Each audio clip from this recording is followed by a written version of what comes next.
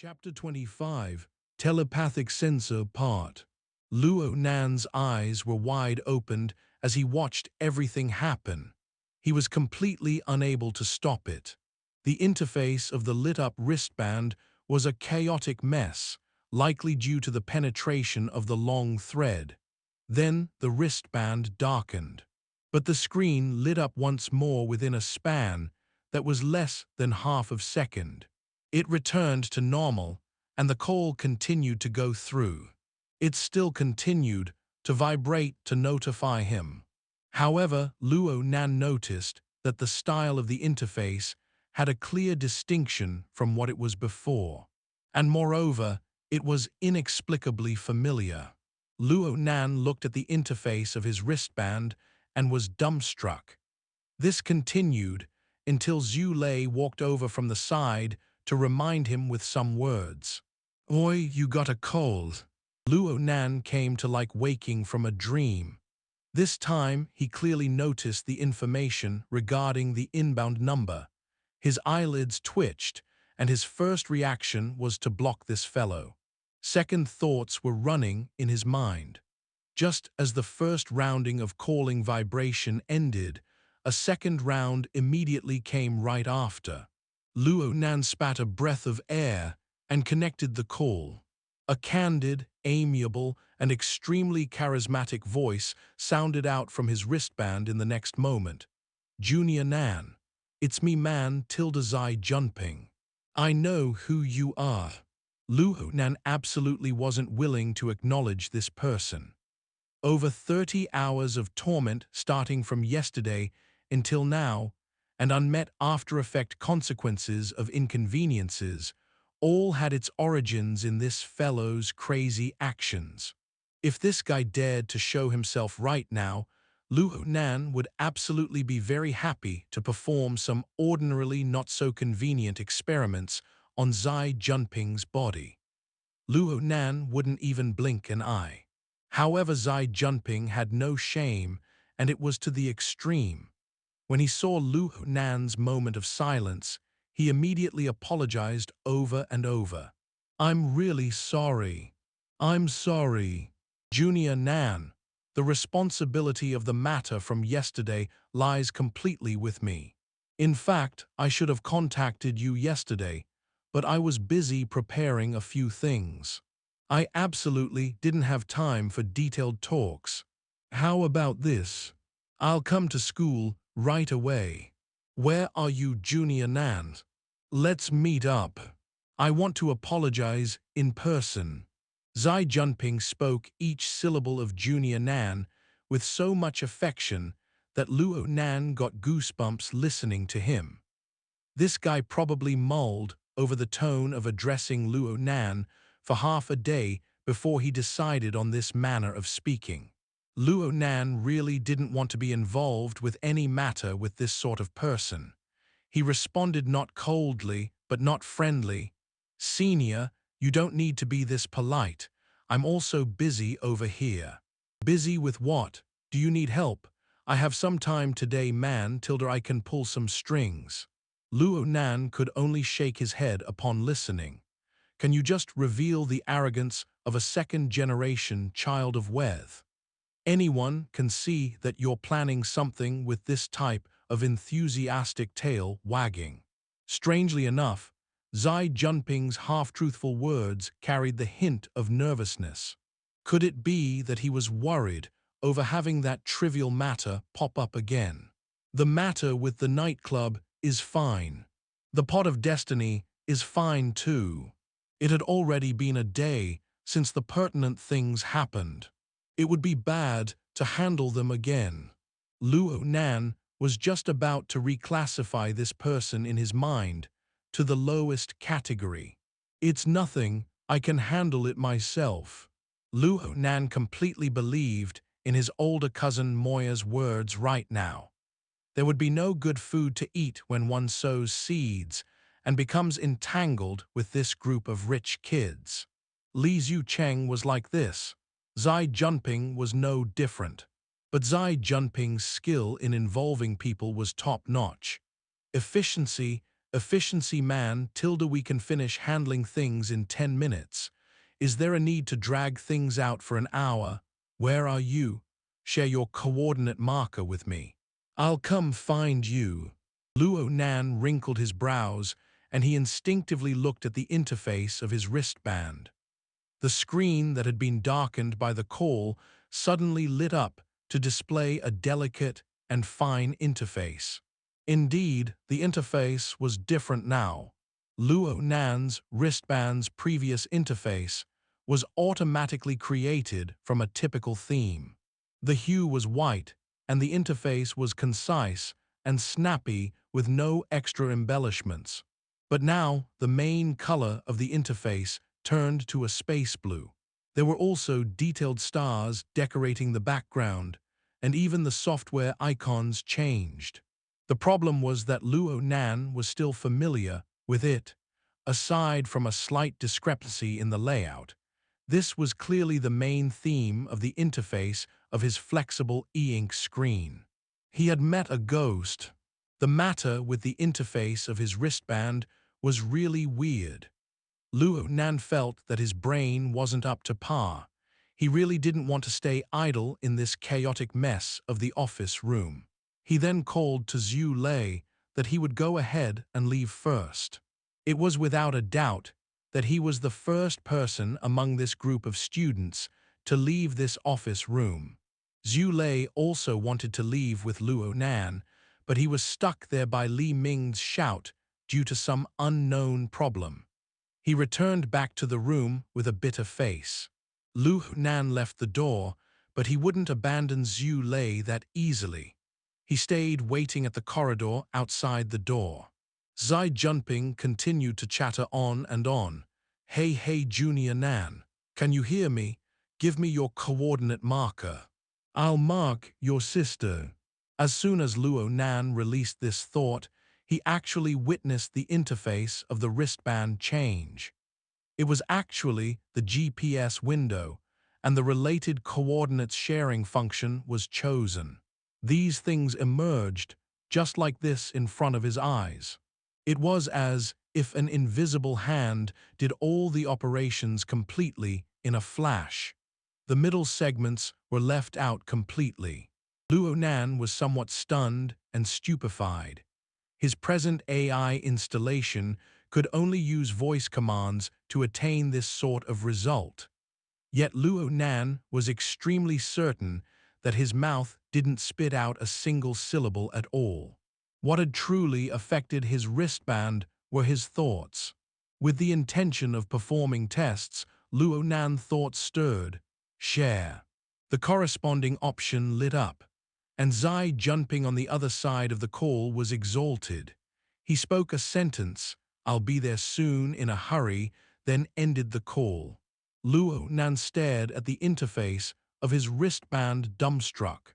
The setup of his wristband, the flexible e-ink screen, actually had a portion of the same data shared. The swapping of interfaces was all right by itself, but there was also the capability of telepathic control mode. What the hell was this? Telepathic control was not some sort of new toy. But the problem was, Luo Nan didn't carry any sort of telepathic equipment. His wristband itself wasn't installed with any kind of these capabilities. Of course, Luo Nan clearly remembered that the wristband had an additional, long thread inside it right before the marvelous changes. And Luo Nan suddenly remembered something else also at this moment. A certain person had said something back in the Precision Electronics Interest Society. The processor, memory module, signal I/O module, sensors, it lacks all of them completely. Do you just use this as a mirror most of the time? Obviously, the flexible e-ink screen was not a mirror. Luo Nan had used it perfectly fine. This fact needed to be established. Wouldn't this mean that the long needle contained the capabilities of a processor, memory module, I/O signal module, sensors, and other miscellaneous things? Just this alone Just the existence of the telepathic sensor module was enough for him to impatiently wish to perform testing and verification at once.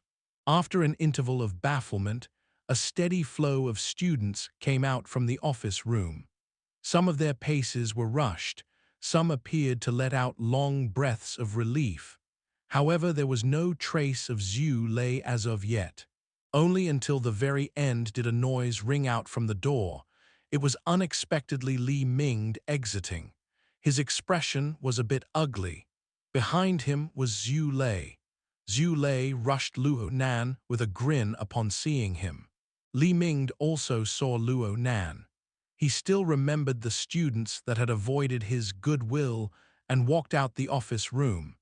His expression turned heavy, and he opened his mouth spontaneously. "Your name is Luo Nan, right?" Luo Nan was a bit startled but said, "Advisor Li, have you decided on a society yet?" "Oh, not yet." "Then you should make the most of your time. Don't dawdle." Li Ming's tone was very stiff. Luo Nan didn't know why Li Ming's mood was bad, but he didn't care. Luo Nan just nodded his head, which could be considered his answer. The problem was that Li Ming got angry upon witnessing Luo Nan's carefree attitude. He had a rapid and complete change in personality, from being the grade advisor to being the disciplinary director. "One more thing. Yesterday, you skipped classes for the entire day. Your temperament is very vile. You will need to write an explanation, explaining the reasons why you skipped classes. You can also write a self-reflection. You absolutely need to make the facts clear, and you will need to bring out reasons sufficient enough to convince the working teachers. Otherwise, it will be extremely difficult to receive good grades in the 3 main classes and 2 minor classes you are taking. There will be greater pressure in terms of your school credit." Luo Nan uttered not a word. He could only cower his body to display his understanding. Li Ming was especially vexed by Luo Nan's taciturn display, but it would be bad for him to say more. He calmed his face, turned, and walked away to the elevator door before he shook his head with a humph. "Lei." Luo Nan and Lei Zhu glanced at each other in helplessness. "What did he call you for just now? Seems like there's some hand combat society that wants to pull me in. They let Advisor Li help by asking me. I gave them my answer. They were the same as 2 stuck-out nails. No wonder they were scolded." Li Ming was already 70 years old. He felt, to some degree, that he had the privilege to be arrogant due to his age. Luo Nan and Xie Lei didn't care about this. They prepared to leave, so they walked down the corridor. The elevator door opened, and Xie Junping came out in a hurry, looking stylish. He gazed forward fixed, brushing past Li Ming's body. Li Ming stared stunned. He wanted to greet Xie Junping, but instead he saw Xie Junping's gaze sweep to Luo Nan. Then Xie Junping spoke with great laughter. Junior Nan, you've made it easy to find you." Chapter 25, Telepathic Sensor, Part 2-2.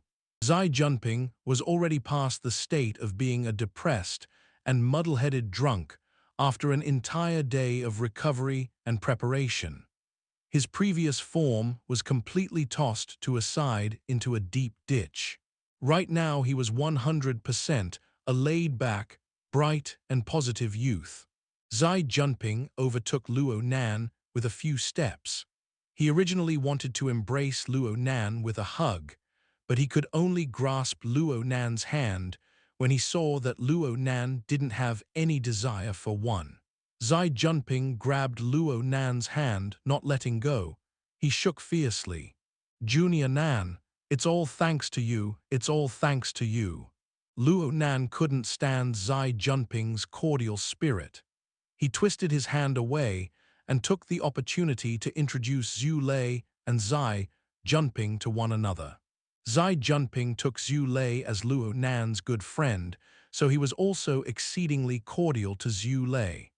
After greeting Zhu Lei, Xie Junping asked, "What sort of business do you guys have over here? Are you done?" Zhu Lei had seen Xie Junping in the society promotional event before. It wasn't like the time with Luo Nan when he didn't have any impression at all. He was able to recognize Xie Junping. He didn't overcomplicate his thinking and gave an honest answer. Just some matters with societies. Soon we're going to miss the deadline. Advisor Li is pressuring us a bit. Societies, Advisor Li. Junior Nan, did you enter one yet? Xie Junping was suddenly startled. He turned his head looking around. Luo Nan felt Xie Junping's reaction was strange. He shook his head. Not yet. Right now Li Mingde had observed all of Xie Junping's fishy behavior from the vantage point of the elevator. He wished to avoid them by ducking in the elevator, but he was at quite the elderly age. He wasn't that nimble. In the end, Xie Junping's gaze swept onto him. "Hey, Uncle Li, I came here in a rush and didn't see you. How strange, how strange." Xie Junping drew out his tone as he greeted in a loud voice. Li Mingde squeezed out a smiling expression. He had just reprimanded Luo Nan. When he saw Xie's and Luo's conversation, he couldn't avoid feeling weakness in his heart. After a word of acknowledgement, he waved his hand in hopes of getting away. It's nothing. You all have a nice chat. I have things I need to first attend to." "Wait a bit, Tilda shouldn't. We come to you for society matters, sir." Li Mingde hesitated for quite a while when Xie Junping spoke these words. In the end, Li Mingde still strolled his way over. A smile and benevolent expression was on his face, but he was feeling restlessness in his heart. Ignore Xie Junping's intimate addressing of Uncle Li. Li Mingde knew himself that his title of being the grade advisor was not taken into consideration by Xie Junping at all. Ignoring Xie Junping's family status, Xie Junping's authority and work in the honor society within the student council was enough to unwaveringly suppress Li Mingde. If this advisor were to happily do what he wanted, the Xie family would more or less do something about him for sure. He had just barely inched his way back, wielding the self-respect of an elderly. He laughed before speaking. "Junping Tilda, you two know each other." "That's right, Uncle Li doesn't know about this. This is my savior, the savior who saved my life." Xie Junping was smiling and laughing, but his words were filled with earnest and energy. No one would misunderstand. "Uncle Li, you've heard of the matter in the R&D district yesterday, right?" "Hick, I know. But you don't know that during the incident, I was in a state of life or death on top of a nearby overpass. When that earthquake happened, I fell head first down. If it weren't for Junior Nan's bravery and courage, if it weren't for Luo Nan grabbing onto me, 80% of me would have become meat paste." "Wow, that's very dangerous." Li Mingde was growing more nervous. Of course, he was nervous for himself. He still needed to maintain an expression of empathy. He felt very uncomfortable. Now Xie Junping was firmly sticking close to Li Mingde. "Uncle Li, this is what being brave and acting with justice is. He saved my life. This is not something that can be rewarded by an old-fashioned medal. Give him school credit as compensation. Don't say that this mushy life of me, Xie Junping, isn't worth 2-3 units of school credit." The corner of Li Mingde's mouth twitched. He had no idea how he should respond. Several seconds passed before Xie Junping made the first realization. "That's right. The application for increasing credit in our school is quite troublesome. I've thought of something. How about this, Uncle Li? Why don't we exert all our strength on the society side? We can't be lacking when it comes to my savior right. Li Mingde was being overrun by the waves of words.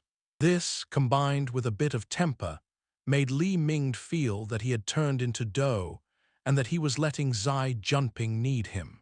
Although he still wanted to maintain a bit of arrogance in front of the students, he unfortunately could only grunt in agreement. And then it's settled. Xie Junping had pressured quite a few benefits from Li Mingde. Only then did he send Li Mingde off into the elevator and wave his hand in farewell. He turned around and winked his eyes towards Luo Nan and Zhu Lei. It's settled. Elder Mingde is still easy to talk to. Luo Nan and Zhu Lei looked at each other. They both had bitter smiles. Although Zhu Lei had a straight temperament, he wasn't foolish. He was certain that Xie Junping had business with Luo Nan. From the hurried way Xie Junping came here. He didn't want to get involved, so he chatted with Xie Junping for a few words before conveying his gratitude. Then he said he was going to prepare for some dinner activities with his girlfriend. He was the first to take his leave. Luo Nan also wanted to leave, but second thoughts ran through his mind. It would be better to clarify the situation today. In the end, he had to understand where this cordialness of Xie Junping was coming from. There was no other people right now. Xie Junping spoke more openly. He approached Luo Nan and asked, Li Mingde was being weird just now. Is it because he was bothering you beforehand? Luo Nan laughed and did not speak. You must know that this old thing is not trustworthy. It's not like he's been relying on fishing for money with the societies for only 1 or 2 days. Anyway, this sort of thing won't happen in the future. There are 2 types of teachers in Acumen College. One type is the teaching type. The other type is the babysitting type. Li Mingde is of the latter, and obviously one who is paid to do so. He will be very careful now that he knows of our relationship. Xie Junping brought out a bold air unconsciously, but soon he thought of Luo Nan's anti-hero kind of level of virtue. He was somewhat embarrassed. Junior, it's fine that you know now. In reality, I understand. Luo Nan didn't want to continue discussing this topic. Xie Junping took the opportunity to begin friendly relationships. Junior Nan, I know that you're not willing to be troubled over this sort of matter. It's easy. You saved my life yesterday, Junior Nan, and you also saved my reputation. It's not excessive to say your actions literally gave me a new lease on life. And so henceforth, Junior Nan's business is my business. Ignoring other things, obtaining school network contacts, and sprinkling money for societies are all my expertise. Future matters you need to have resolved in the school. Whatever expenses you have outside you need paid. If your older bro blinks in face of these, then I'd just be inhuman. The majority of his words were blurted without thinking. They contained the truth, but they were too exaggerated. It was impossible to be assured by them. It was uncertain if he was dizzy from blood rushing to his head, causing him to blurt out words without thinking. Things weren't too good in the end. Both sides found themselves pretty awkward. Luo Nan only followed what was proper in his heart. He had no change of opinion towards Xie Junping. Senior's words are serious. Xie Junping approached a bit closer to reveal a mysterious smile. Junior Nan, it's not my style to give thanks through empty promises, and so let me take you somewhere. Senior, don't misunderstand me. We've spoken seriously. Today I have come to truly and properly convey my thanks. My attitude is very serious. Junior, you must give me this face by all means. Xie Junping grabbed onto Luo Nan's arm and brought out a won't let go even in death attitude. It's not even 6 o'clock right now.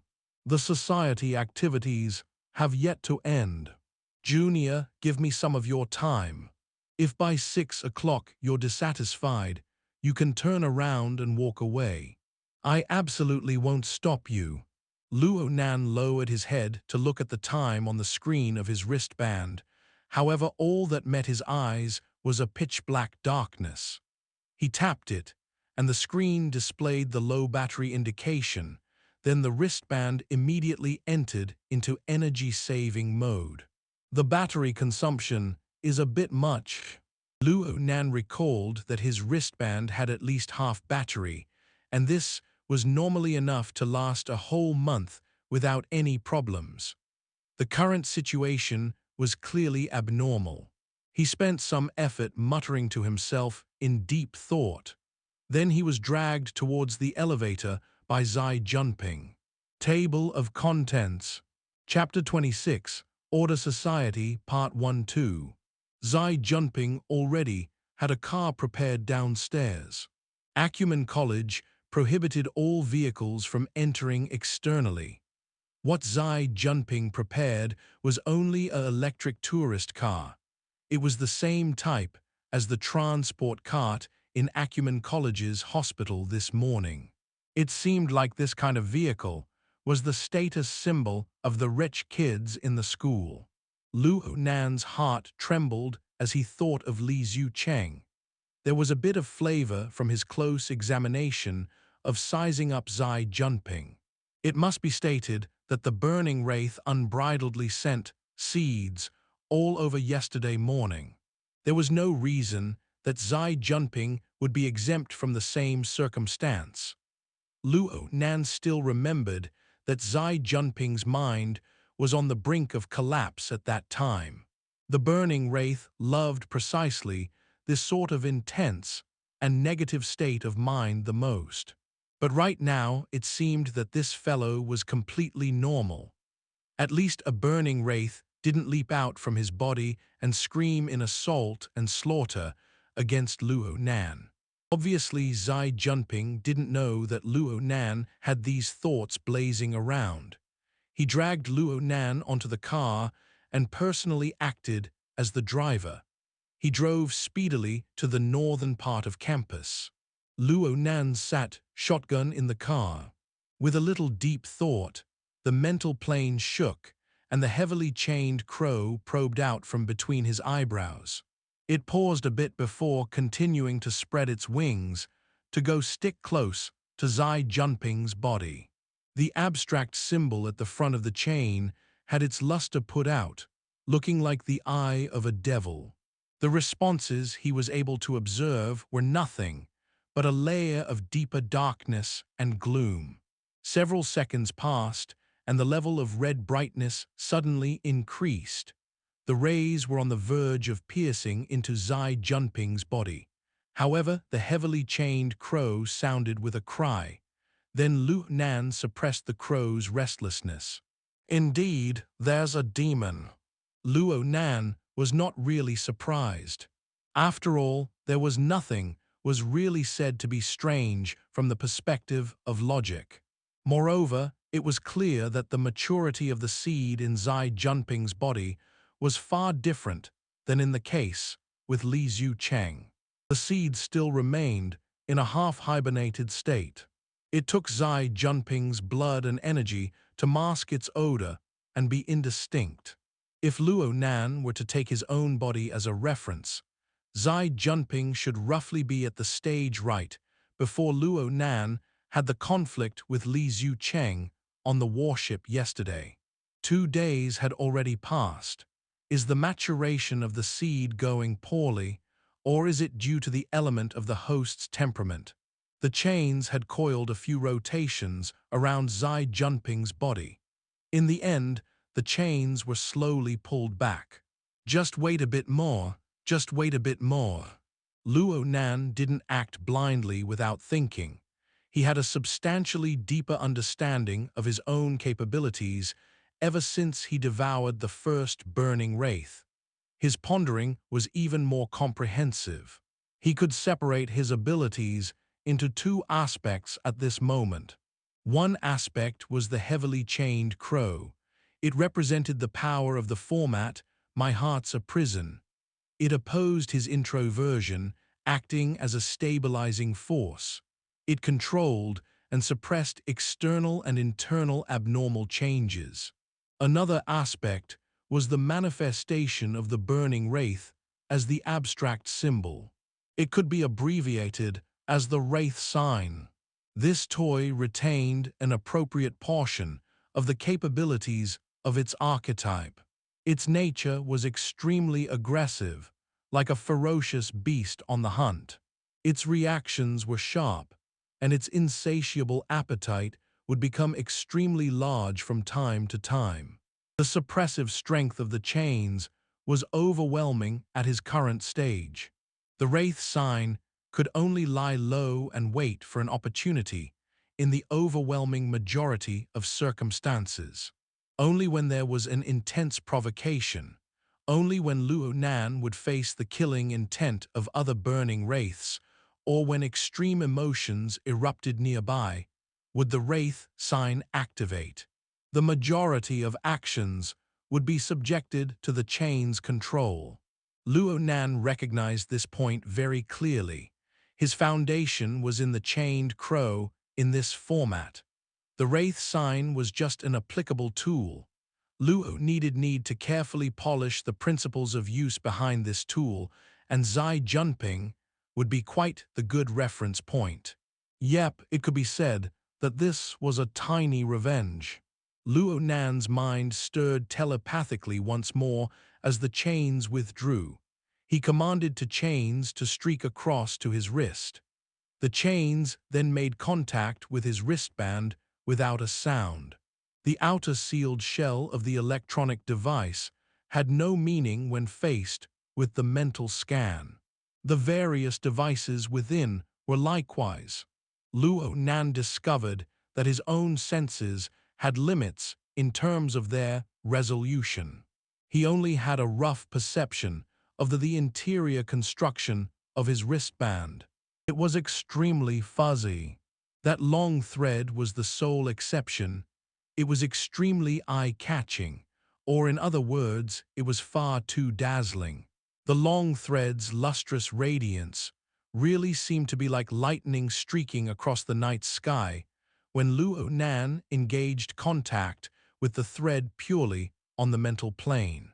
As for the two components of Luo Nan's abilities, the wraith sign had no response towards the thread at all, and the heavily chained crow believed it to be a conductive wire. Luo Nan snorted, but he was caught off guard. He let the lightning flow through the heavily chained crow and strike between his eyebrows and into his brain. His body shook violently. "What's wrong?" Xie Junping was frightened. "It's nothing." Luo Nan stroked his forehead with a bizarre expression. If one were to choose the best place in Acumen College, it would certainly be the circle of wetlands established when the school was founded. This was the #1 greenery in the city.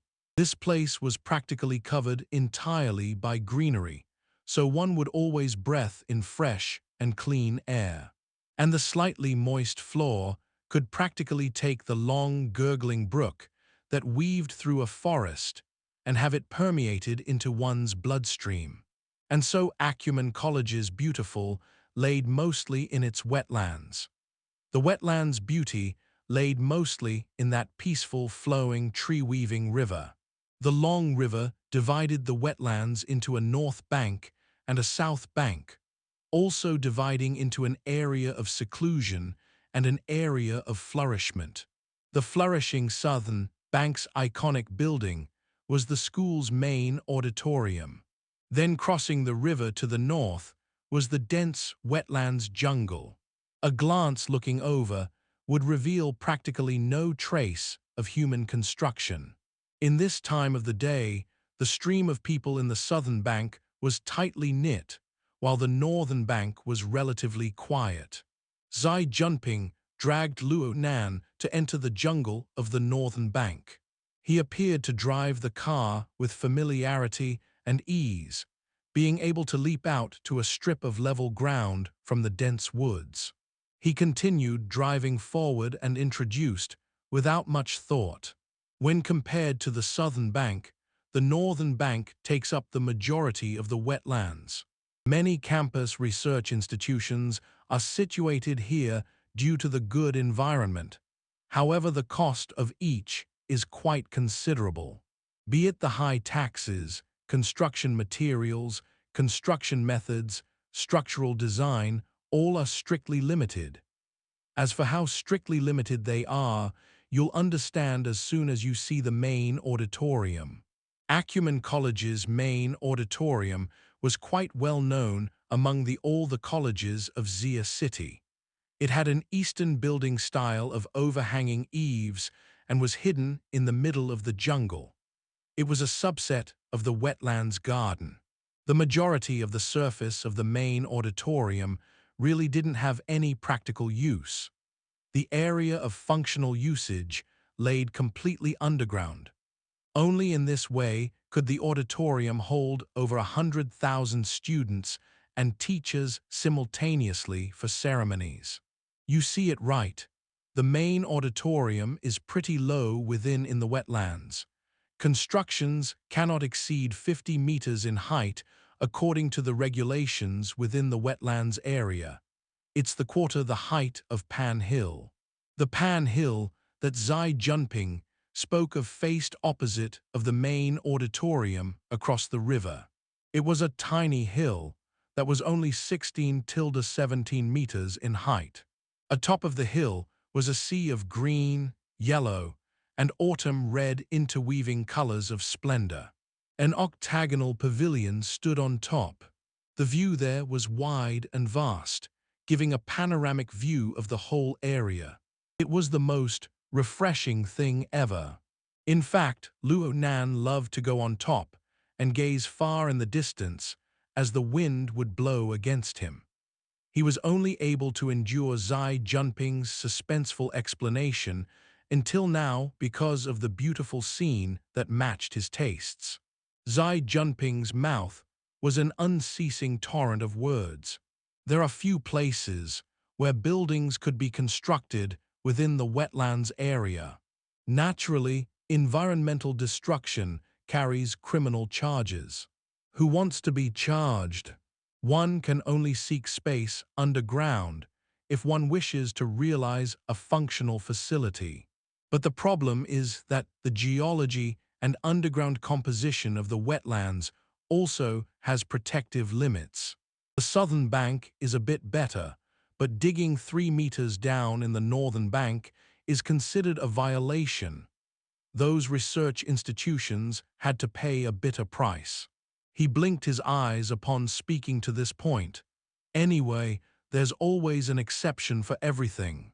Xie Junping extended his finger to let Luo Nan see an angle of a certain building through the dense branches and leaves of the thick woods. Luo Nan's first impression was just a feeling that this was pretty old-fashioned. This was probably because of the rusted spots that were on the edges of the building. It gave one a rough impression. Xie Junping laughed with squinted eyes. Don't look down on it. Xie is the building we see ahead of us right now. It is the exception among exceptions of the 39 research institutions and society buildings in the Northern Bank. Chapter 26, Order Society, Part 2-2. Xie. Yep, the name is very strange, right? But I feel that it's impossible to find a more accurate description within a short time frame. Xie Junping was like an energetic salesman, but his delivery was just so-so. Luo Nan lightly pressed his hand against his forehead. He had quickly formed the habit of doing similar actions within this period of time. It made his attention not as concentrated. The two people weaved through the natural screen of trees while they talked. Soon they saw the front of a building. The outside of the building was a rusted red color, just as in the first glance impression. That color seemed to not be of any natural color of the environment. Instead, it was like a rusted metal, a bit of a painted color. It turned out that the main part of the building was overrun by plants, long vines, and weeds, making it even harder to tell the arrangement of the whole thing. Xie Junping was a bit anxious. This type of external form gave Luo Nan a bad impression. Xie Junping rushed to supplement. There's been quite a few renovations in the past 2 years. The surroundings are a bit messy, but people will absolutely be pleasantly surprised looking at the insides. Luo Nan did not know what to do, so he didn't speak a word. He wanted to see where the hell Xie Junping was going with this conversation. 2 people went weaved on a small path born from weeds until they reached the main entrance of the building. What should be a small plaza was set up here. However, it was already seized by the assaulting jungle due to too few people caring for the area. It seemed that the main door wasn't sealed closed. The long vines of the wetlands extended inside the hall. The entire building was located in the tight encirclement of woods. The small plaza was the greatest vantage point nearby, but it was still hard to get a full view of the building. Luo Nan only now realized something. There's nobody here. There will be people during the semester. Now it's just an empty shell. Xie Junping used his wristband for AI access privileges. Then, the metal door of the building lifted up, and the large empty hall inside automatically lit up. Xie Junping pulled Luo Nan inside while giving an explanation. This place is known presently as the Order Club. It was once a very lively old society. Rumor even has it that this club was established before the school was. It had attracted over a dozen of the world's top 500 bankrollers and investors. It's super awesome, but having too many investors is also troublesome. In particular, after the earlier generation of members graduated, the investors that backed the later generations were extremely competitive. What used to be a perfectly fine society forcefully had a battlefield of hell emerge, giving fruit to hatred that could kill. 2 major incidents happened in sequence. One in the year 90 and the year 93, the characteristics of which were vile. The school prohibited new members from being recruited, causing the society to fall to ruin. The 2 had just entered the completely empty hall at this moment. No clean-cut square structures could be seen here. A revolving staircase, a cylindrical elevator, and a ring-shaped corridor were cut in the giant hall. There was also a hint to a nature that was vaster and wider. Xie Junping shrugged his shoulders. The main architecture within this building are circular-based. This is probably the reason why the building was named Xie. The main 15 rooms, hallways, and all the series of courtyards on each floor are said to be all circular in shape. It's all old circular. You'll probably be a bit dizzy the first time you enter here, but you'll be fine when you adapt to it. Luo Nan didn't really feel that there was anything to adapt to. Instead, he was somewhat curious. Xie Junping continued with his introduction. Indeed, the club has the greatest fate for being passed on to this generation. In fact, the qualifications for recruiting new members will be renewed this semester. If only those fools hadn't been so stupid to cause financial issues last quarter, have all the investors withdraw their backing, and have their funding run completely dry and empty. The senior members left the society one by one, and the few meager members who stayed are tied in related legal cases. They're being investigated even now. If their guilt is confirmed, then the society will automatically be disbanded. Having spoken to this point, Xie Junping sighed a fake breath. The club hasn't dissolved yet, but there are people scrambling over this place like it's a matter of life or death. Luo Nan was somewhat surprised. This place is really popular. Of course. The school societies have been coveting the northern bank for a long time, especially Xie. Xie takes up 5,000 square meters of space. It's already ranked among the best of the societies and research institutions. It was the flashiest building in the northern bank back in the day. There's no shortage of investors buying stuff here these days. Even more importantly, this is the sole and only place that can be excavated in the northern bank. Only this place has sufficient underground space among all the research institutions and society buildings of the northern bank. This place is incomparable. Those people are using money to fight each other. It's no different from a cat fight. Spittle flew as Xie Junping spoke, but the problem was that Luo Nan had no sympathy at all for this sort of gossip. He was just stupefied. Xie Junping unconsciously produced his charming eyes casted for the blind from his intense feeling of failure. He could only point out helplessly at this moment. Junior Nan, don't you want to know who took over the club?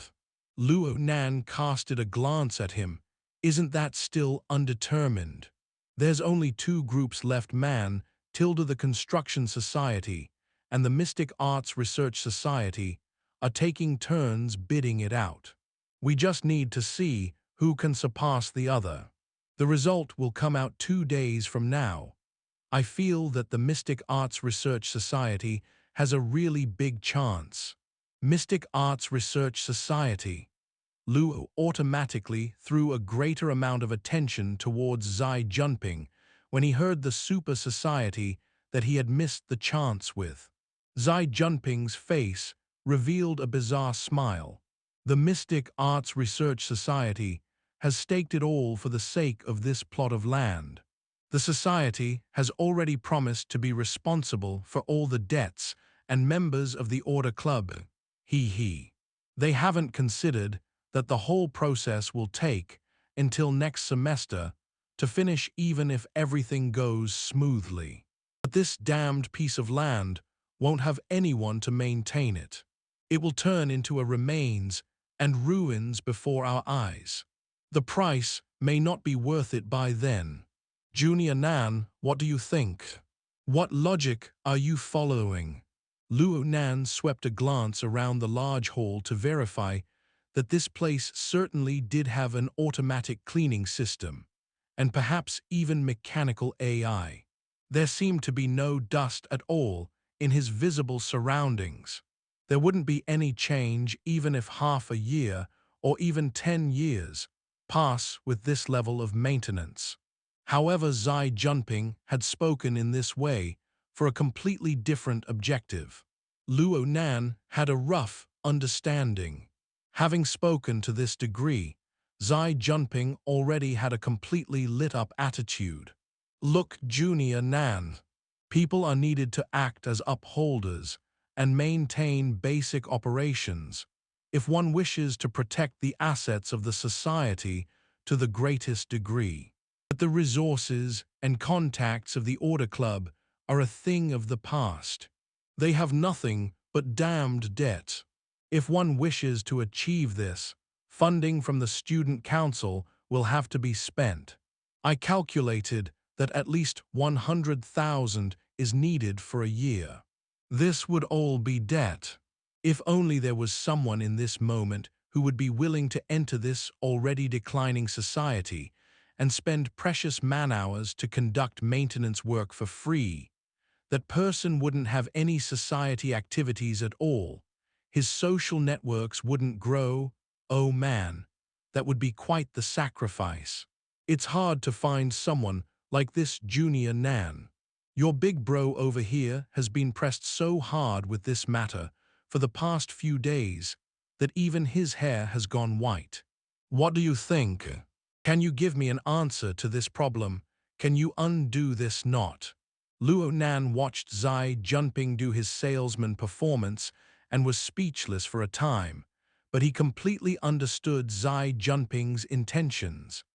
It was pretty much a twisted and roundabout way of achieving his goals.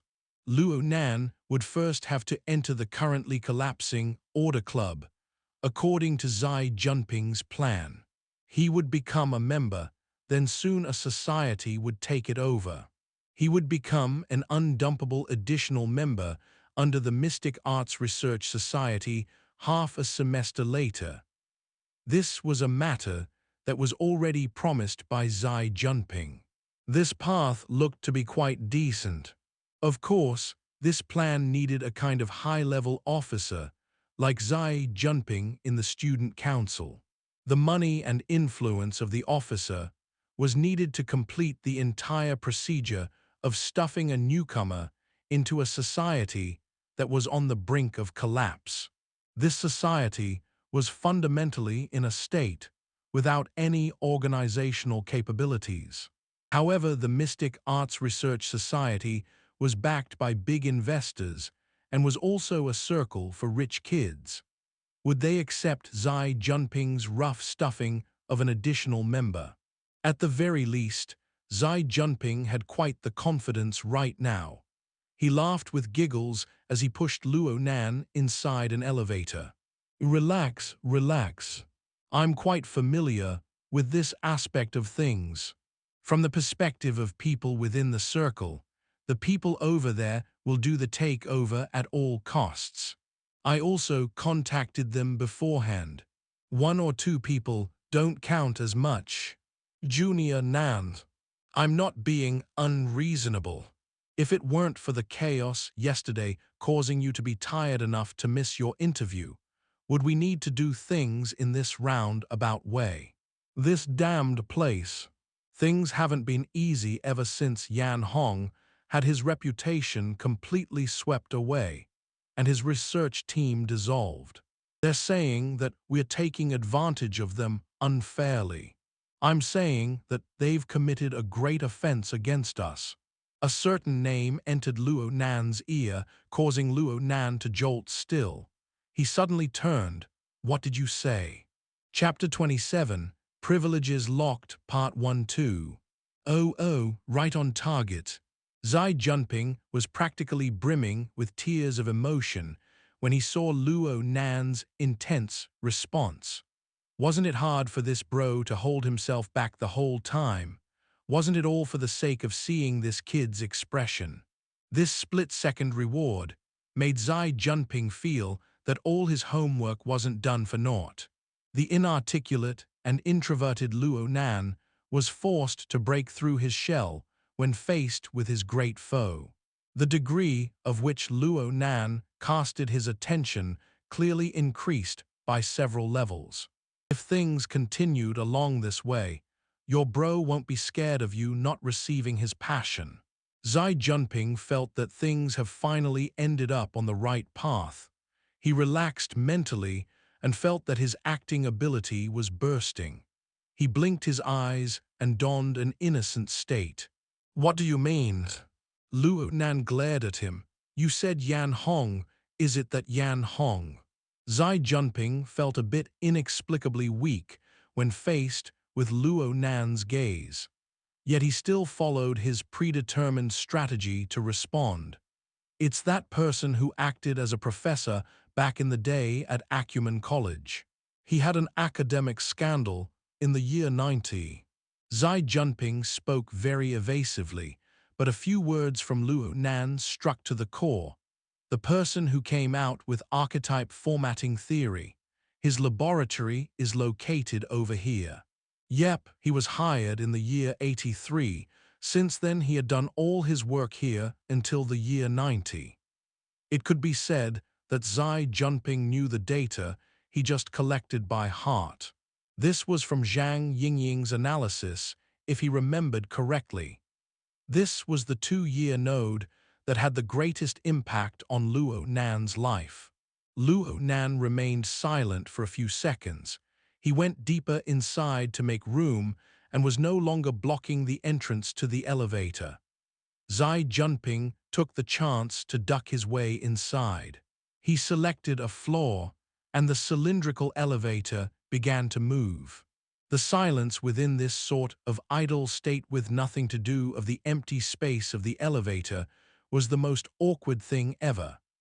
Xie Junping tried to make the atmosphere lively, but Luo Nan took the initiative to open his mouth. Senior, ... it seems like you've done quite a bit of homework. And so things had come just like this. Xie Junping didn't want to play the fool of doing good work without recognition.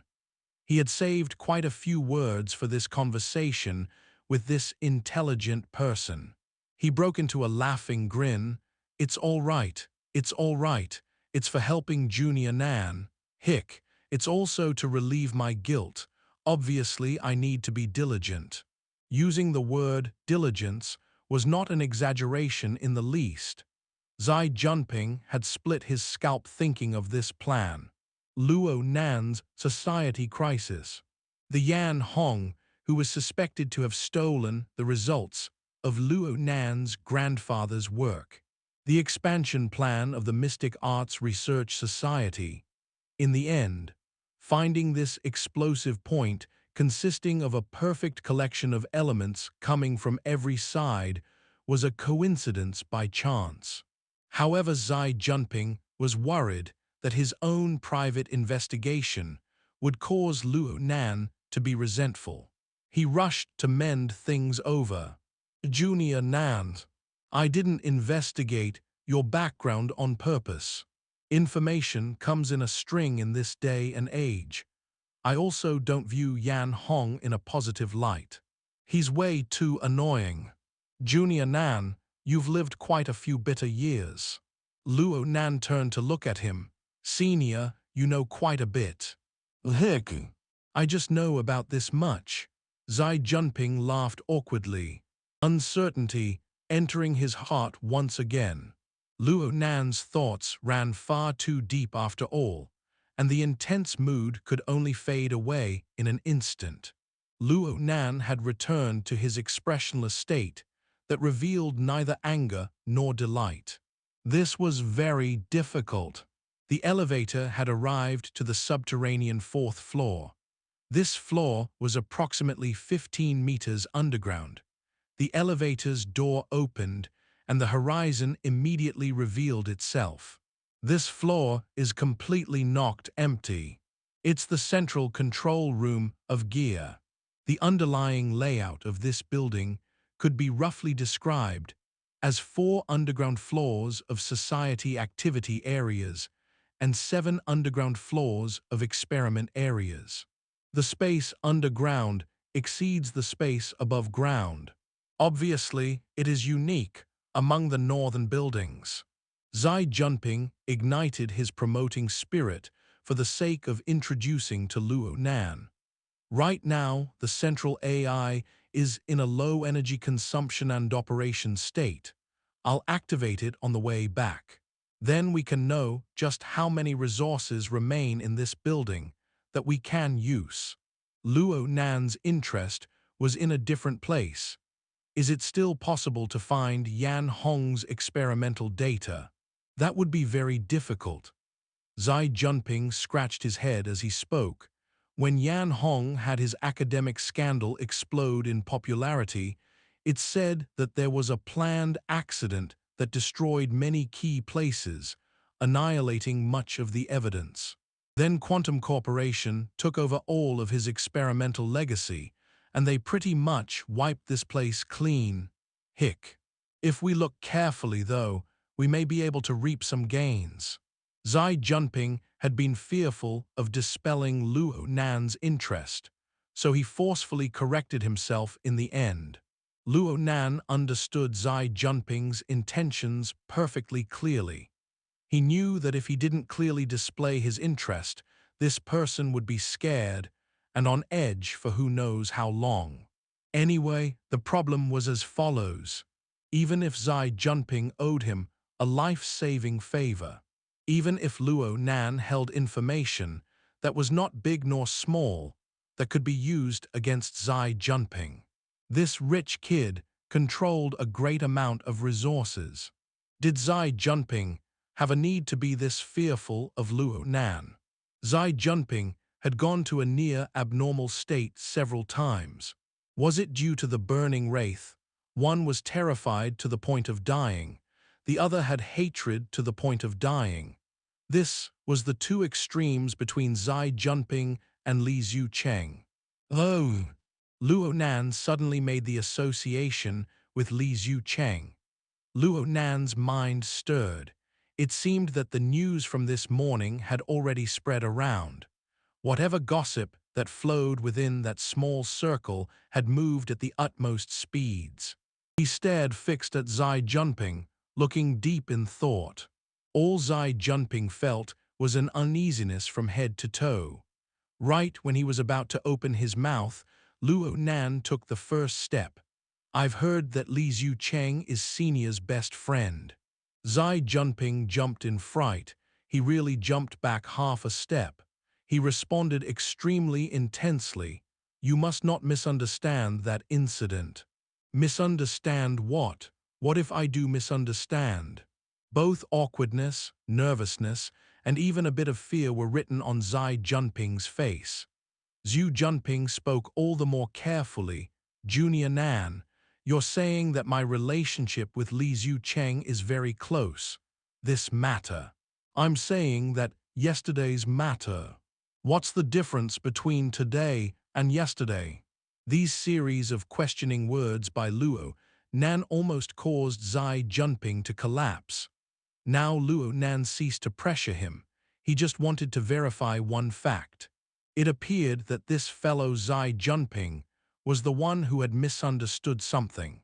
His brain collected a few trailing clues, and just like constructing a baseless sketch, Luo Nan's thoughts suddenly became clear. Luo Nan blurted, "Were you at the medical department this morning as well?" As soon as the words left Luo Nan's mouth, Luo Nan found that the conclusion he made had a leap in logic that was far too extreme. Yet the results were extremely shocking. Xie Junping staggered, nearly falling on his face. Luo Nan grabbed onto his shoulder to have Xie Junping's face avoid the pain of the ground. But Xie Junping's reaction was preposterous to the extreme. He shrieked, "I didn't see nothing." Alrighty then, things were finally clear now. Xie Junping was indeed at the medical department this morning. He was in the same ward as Li Xiucheng due to jealousy of a rival affair and a mutual brawl with Li Xiucheng. Li Xiucheng ran quite fast during the earthquake, and Xie Junping lagged behind him. Li Xiucheng's party moved hastily. They didn't see Luo Nan within the crowd, but Xie Junping had discovered Luo Nan. And Xie Junping had personally witnessed Li Xiucheng directly collapsing unconscious after only a few seconds of crossing paths with Luo Nan. Li Xiucheng had entered into a state of shock and was still at the intensive care unit even until now. If it were anybody else, they wouldn't think too much about what happened. But Xie Junping knew of the conflict between Li Xiucheng, and he also had received some details from Lion Yu's mouth. More importantly was when his life was hanging by a thread yesterday morning. He had received Luo Nan's otherworldly and shocking gaze. He felt those eyes were more and more mystical the more he thought about it. He was unaware that his mind had headed into a fantastical line of thinking. He originally wanted to find Zhang Yingying to discuss with her what to do, but he was unable to get in contact with her for some unknown reason. It seemed that Hidden Indigo had completely closed down. He was forced to personally take the initiative and figure out some sort of move. A part of him was thinking of building a good relationship with Luo Nan. Another part of him was attracted to the concept of people with abilities and otherworldly powers. Xie Junping was completely unable to take any shock in his current state. Just a little bit of force would cause him to spill all the beans completely. Luo Nan sighed a breath and patted Xie Junping's shoulder. He had spoken this much, but he had left out the most crucial cause. Of course, Xie Junping was ignorant and unaware of it himself. Luo Nan used his action of patting Xie Junping's shoulder to have the heavily chained crow come from between his eyebrows with a crackling vibration. The wraith sign flickered with a red glow in front, and the crow entered in and out of Xie Junping's body in a flash. Xie Junping shivered inexplicably. A dark red glowing mist escaped out of his body on a plane that he was unable to touch. The mist was blocked head-on by the heavily chained crow and was dispersed by this single attack. Chapter 27, Privileges Locked, Part 2-2. Luo Nan painstakingly suppressed the life-force-consuming urges of the wraith sign, and soon the turmoil on the mental plane terminated in a short 2 seconds. It was unavoidable for Xie Junping to receive a bit of impact, but it should be within the limits of what he could receive. Luo Nan saw that Xie Junping was absent-minded, so he lightly patted Xie Junping on the shoulder to try to comfort Xie Junping. But who knew that, before Luo Nan could speak, Xie Junping would obscurely spit out a few words with a shaking head and a drifting gaze. "What's that noise?" Speaking delirious words now. This was Luo Nan's first thought, but he immediately noticed his own heavily chained crow shaking and vibrating as it slowly withdrew. It was making a crackling sound. "Senior, what do you hear?"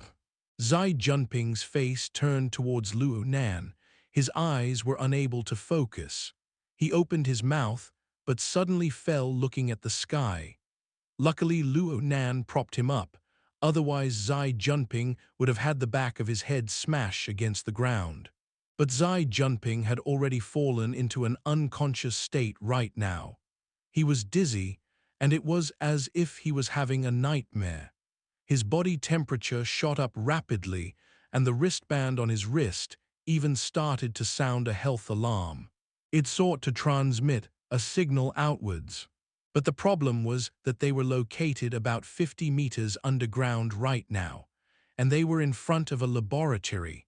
The signal was blocked extremely well. No matter how advanced the wristband was, the signal was bound to be useless. The after-effects of destroying the burning wraith parasite are this serious. This was absolutely outside Luo Nan's expectations.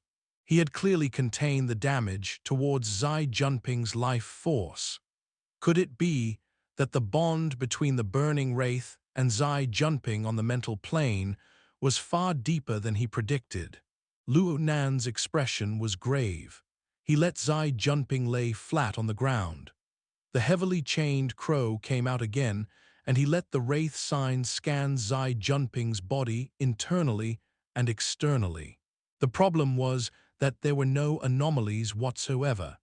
This was really true even from the aspect of the wraith sign's scans.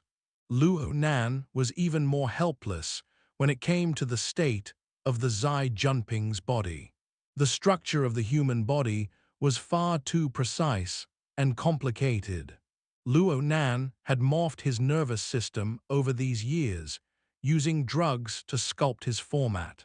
He already had bold knowledge of the human body from altering his own.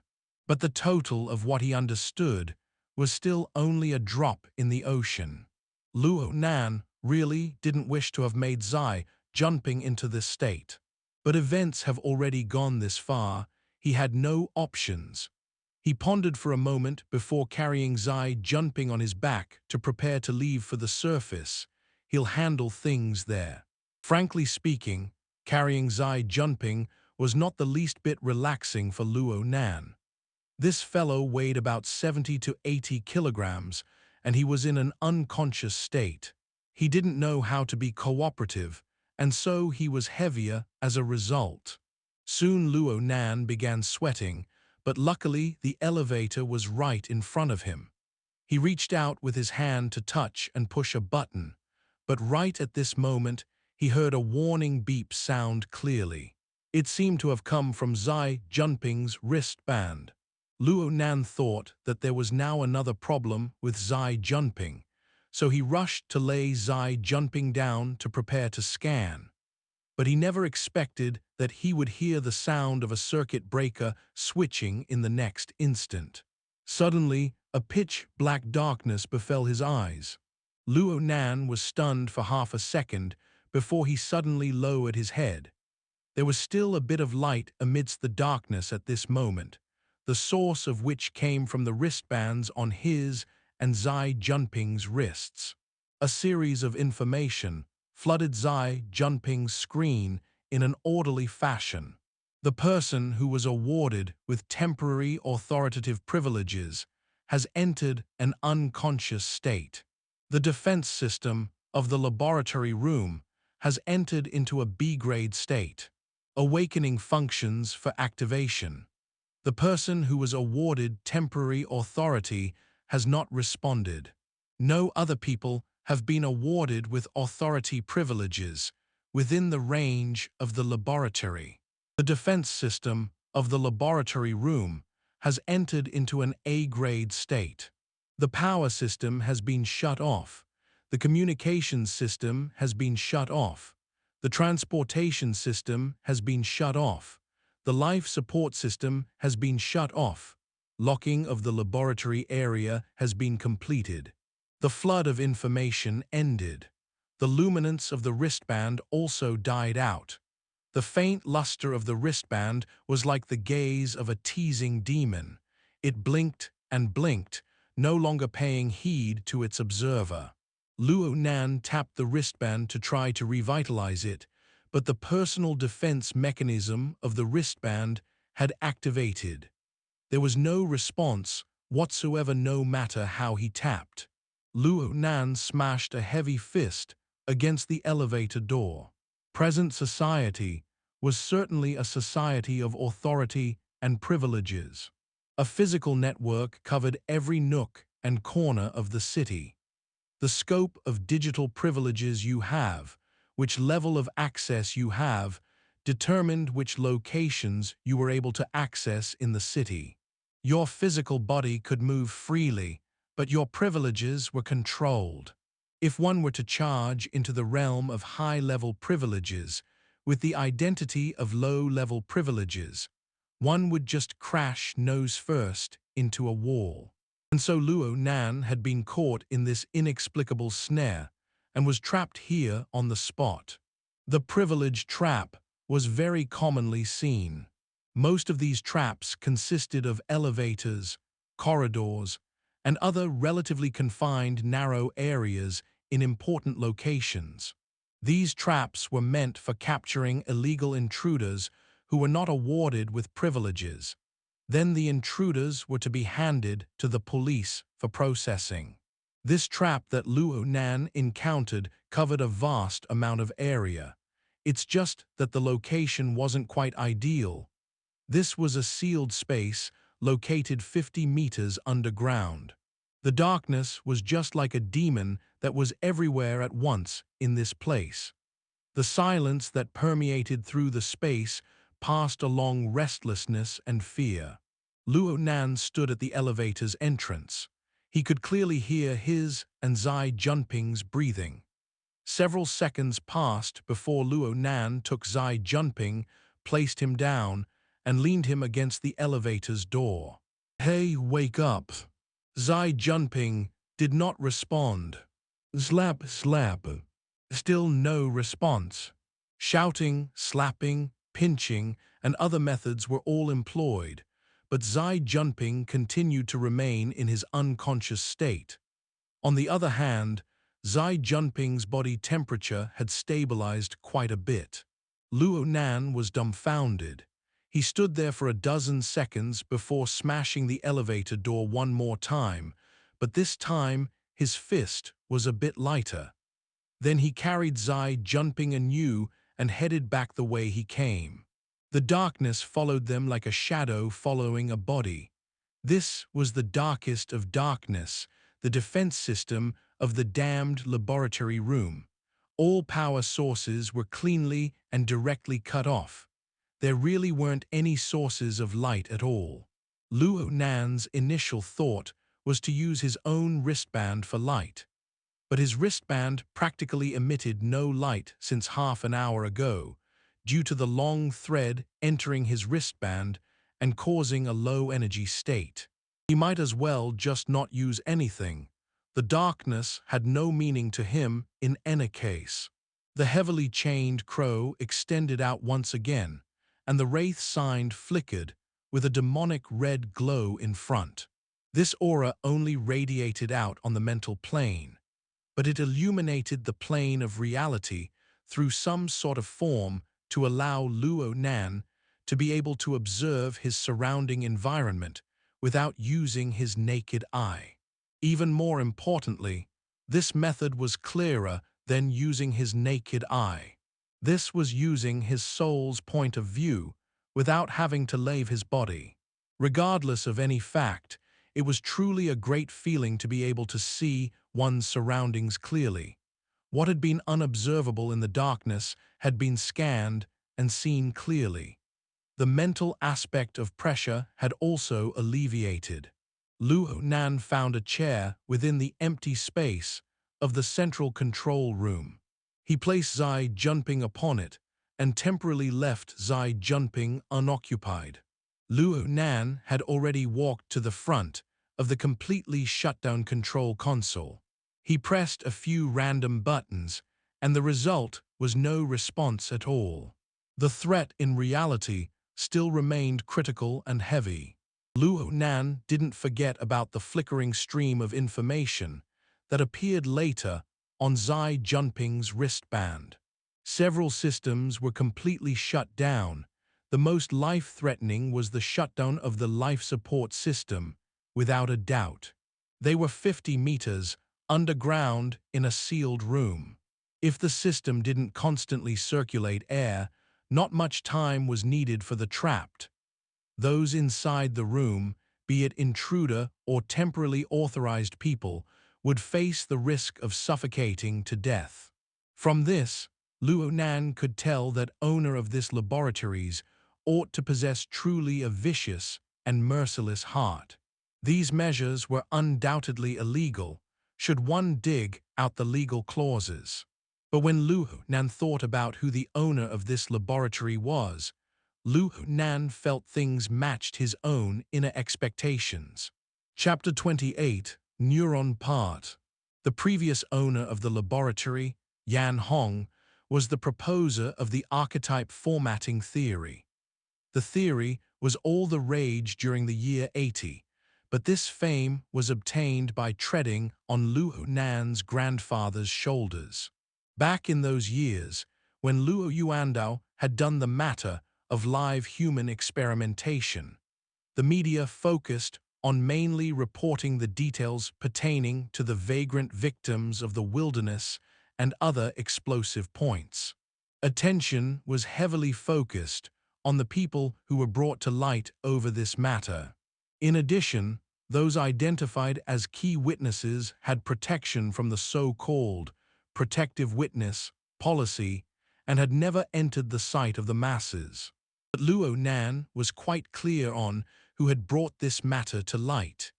It was none other than a man who had originally worked in the same laboratory as Luo Yuandao. It was Yang Hong. Yang Hong proposed the archetype formatting theory soon after the case with Luo Yuandao had entered judgment, receiving enormous academic reputation. Yet it was also because of this that Yan Hong fell so disastrously after the matter of his work, being related to Luo Yuandao's experimental data, was exposed in the year 90. Although the outer world wasn't clear on it, the academic circles still had this matter remain fresh in its memory with quite a bit more detail. It was only because of the special characteristics of Luo Yuandao's case, and the fact that Quantum Corporation had stepped in, that everyone kept this matter a complete secret. The information only circulated within the small and confined group, never to explode out in public. An accident was deliberately caused, while Yan Hong was being investigated by the Scientific Ethics Committee, destroying the gathered evidence. It was done in an utterly poor manner, and this one incident caused Yang Hong's reputation to plummet into becoming repulsively bad within the academic community. His reputation was flipped over, and he ultimately vanished without a trace. Indeed, it was only to be expected that this kind of person would set up a few killer traps in his own laboratory. At the present, Luo Nan thought that things were quite fitting. Then he felt inexplicably excited. Yep, he was excited. Ever since Luo Nan had understood the entire process of development of his grandfather's case, Luo Nan had naturally regarded Yang Hong as the main culprit of the matter. Back in the day when Yang Hong was at his prime, and when Luo Nan was still considered a kid, Luo Nan considered Yan Hong to be the final boss without any reservations. Yang Hong was the target that Luo Nan would eliminate in the future. Unfortunately, this boss had fallen in the year 90 before Luo Nan could become an adult. Yang Hong's results then became quantum corporations after a purchase of a great amount of intellectual properties. Even though Luo Nan had not completely lost the target he had always strove for, there was still a feeling of loss in his heart. But who would have imagined that Luo Nan would be within this discarded laboratory 6 years later and actually receive a chance to cross blades with this boss? Even though Luo Nan faced an empty target of his imagination, the significance was completely the same from Luo Nan's perspective. Luo Nan's thoughts were unprecedentedly lively, and his guts and courage were unleashed to their limits. A few breaths made his mind tranquil. He stood in front of the control console, and then the heavily chained crow cut its way inside. There were nothing but control consoles, a few screens, and more monitoring-related equipment installed here, since this was the central control area for the laboratory. One could see the interior layout of the building under normal operation. It included every nook and cranny of the surrounding area. This console acted as the control panel for the power source of the life support system's core module. Right now, the power was completely shut off, causing the console to be meaningless in reality. Luo Nan's thought process was to use the heavily chained crows and the Wraith Sign's sensing capabilities to following various installed electrical connections from the central control room to find the location of the core module. Then he would think of a method to restart it. He wanted to perform an experiment to see if he could meddle with reality from the mental plane. The heavily chained crow was like a large python that slithered within the darkness. It followed the complicated electrical leads within the sealed area, traveling away. The wires of the laboratory were extremely clear.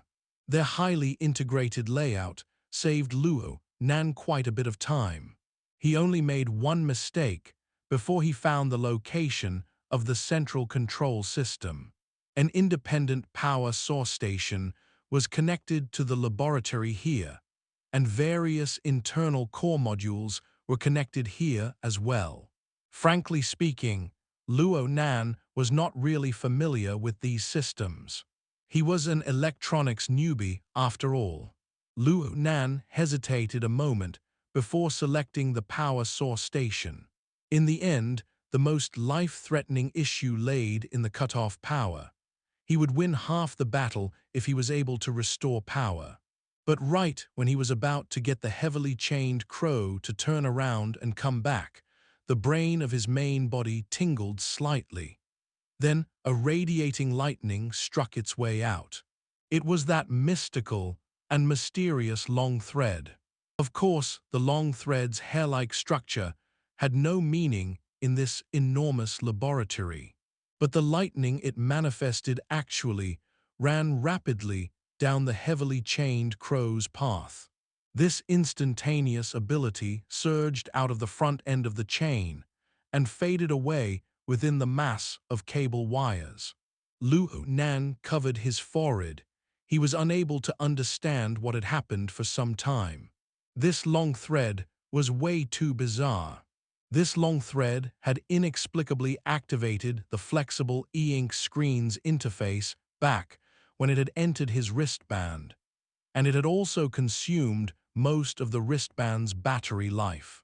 Luo Nan initially concluded that the long thread was a special kind of electronic equipment capable of integrating the various capabilities of a processor, memory module, sensors, and other things.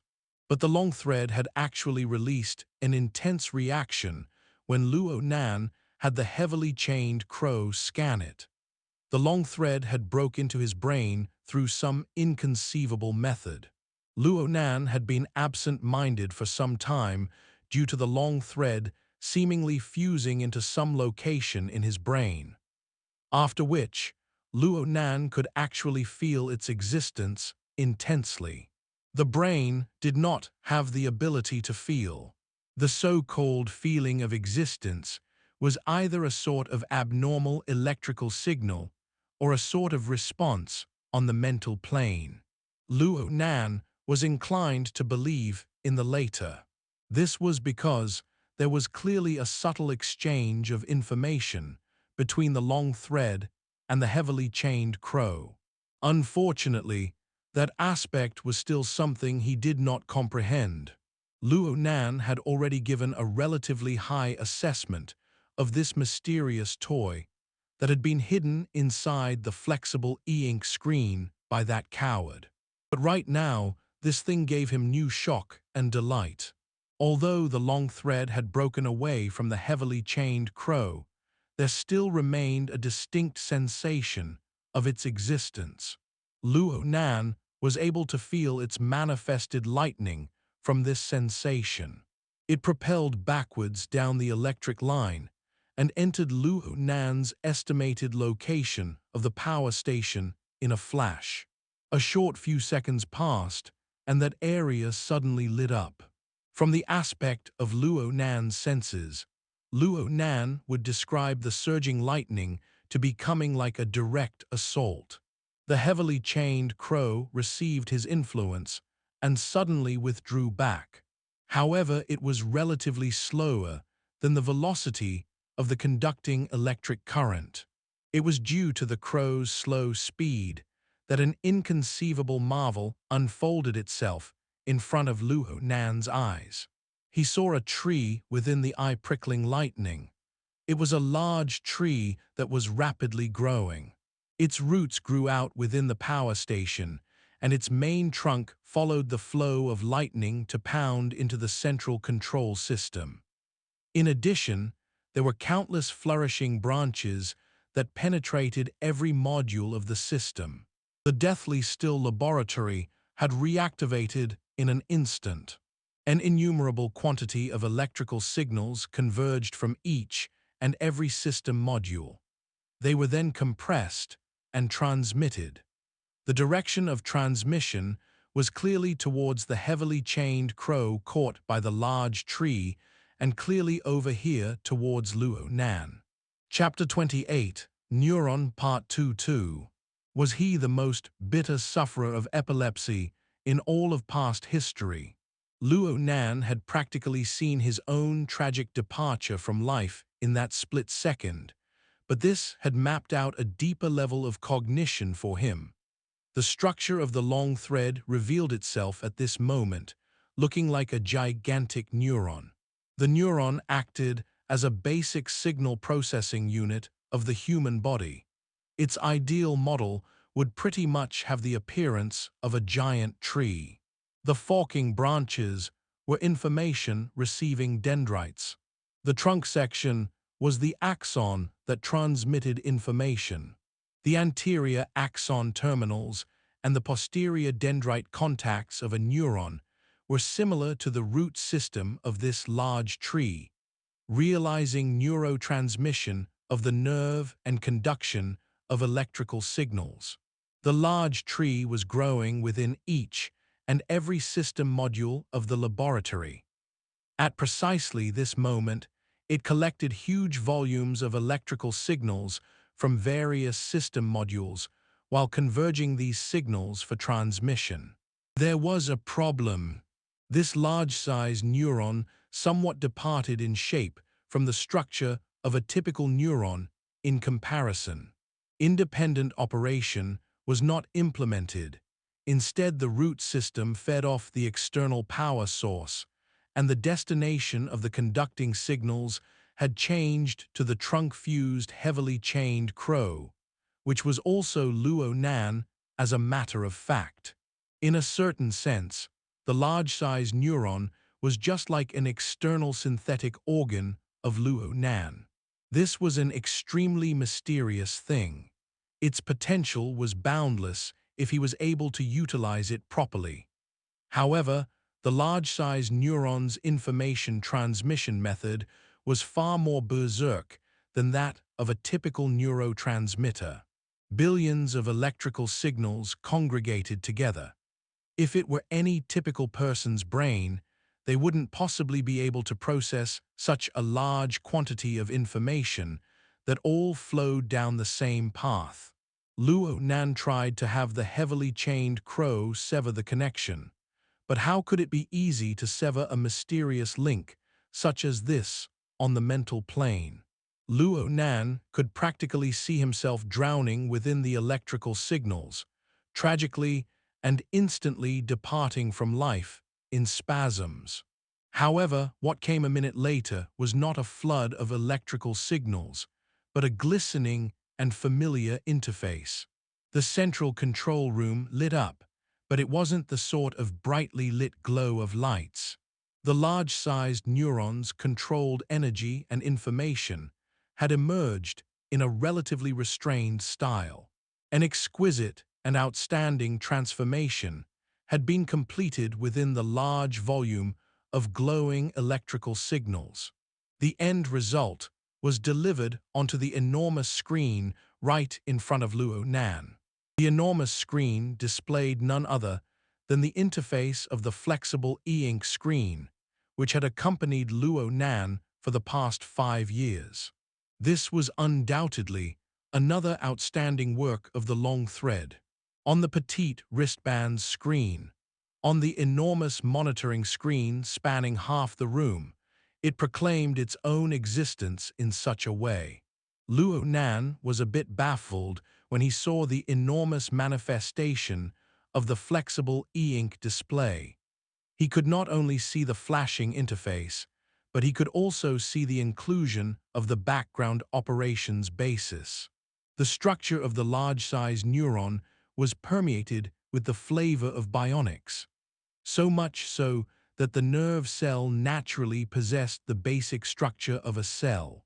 Luo Nan channeled through the heavily chained crow to discover this piece of area within the border of the branches and trunk of the large tree. Flourishing branches uploaded and sent back a huge volume of electrical signals here. It was the primary location of convergence. Luo Nan had yet to find out all his integrated capabilities in this place. However, he was able to use this place to analyze, filter, transcode, and compile information at the very least. It was just like a computer processor, or perhaps an auxiliary secondary brain. It first took the transformed large volume of signals and shaped them into becoming something that was concise, clear, and easy to understand. Only then did it truly feed the signals back to the central control system and within Luo Nan's mind. This allowed Luo Nan to avoid the damage to his brain from the huge volume of signals. It truly was a realized and inconceivable implementation of the effects of an external receiving neuron. This was no magical and fictional kind of thing. It was a real operating mechanism. It was a conversation that touched upon the mental and physical signals. This man and machine interactive information technology made one undoubtedly become respectful. Was the Earth capable of reaching technology of this level? Luo Nan pondered for quite a while, but was unable to come up with an answer. He could only return his attention back to what he was capable of understanding, the interface. The style of the flexible e-ink screen did not change at first glance, but when it comes down to it, there was still a change. The interface that Luo Nan used had been extremely simple and refreshing. There weren't that many available applications. He had only used his flexible e-ink screen to surf the web, draw, and read digital novels. He didn't download any unnecessary applications. There were precisely 8 application icons on the main interface.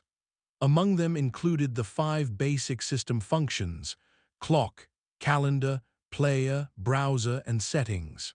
Luo Nan himself had downloaded a document editor software, and his older cousin had pressured him into downloading a popular market news app. Lastly, there was the drawing software that had always existed inside. These application icons were in grid layout mode. There were 2 columns with 4 icons each. The layout was quite intuitive at first glance. But Luo Nan clearly saw a new icon on the enormous screen right at this moment. Its structure was a group of crossed gears. Were it not for the different color, Luo Nan would have probably confused it for being a typical installation icon. The caption of the icon was very straightforward.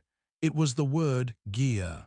This external neuron had the capabilities of automatically downloading apps. Luo Nan's thoughts stirred, and his telepathic test from before actually had an effect once more. A new interface opened up and emerged right in front of Luo Nan. It was actually the building plans and elevation map. Luo Nan confirmed that these were undoubtedly the building design plans for Gear with just a glance. This was only because of how way too clear-cut the details of these design plans were. No wonder the caption said Gear. Each and every location of the scattered 7 floors of the entire building could be seen in the space of this circular room. There were at least 100 locations, and Luo Nan could see and confirm from the plans that a few doors and entrance halls were set up in a gear tooth style. He could see that the entire structure was just like a heavy machine from just the planar map. Various locations were connected together in a gear drive fashion to form an indivisible whole. It was marvelous and exquisite. There was even a column of options to the left side of the interface. Practically, the entire column had turned gray right now. Only the sole option at the very bottom of the column still contained its full luster. And the name of this option was quite bizarre. Observation platform. Luo Nan was unable to comprehend it. A noise sounded from behind Luo Nan's back right during the period of bafflement. Luo Nan's attention moved, and the enormous interface screen hid away. The central control room returned to a pitch-black darkness where even one's fingers could not be seen. It was unknown what sort of nightmare Xie Junping was experiencing behind him right now, but Xie Junping's hands and feet were waving and moving. However, Xie Junping was unaware that he was sitting on a chair. He soon lost his balance, the chair fell and a person flipped, and the end result was Xie Junping falling. F***CK.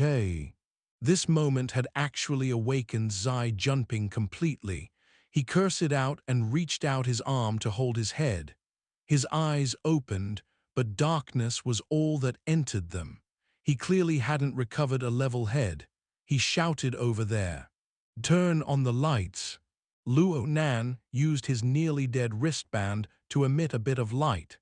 This was enough to satisfy Xie Junping's wishes. This sort of light was able to suddenly illuminate the outline of one's face. This was enough to scare someone to death in this sort of place. Xie Junping drew in a cold breath and screamed. He crashed into the chair right when he was dodging away. Luo Nan didn't want to play any courtesies. He just directly spoke.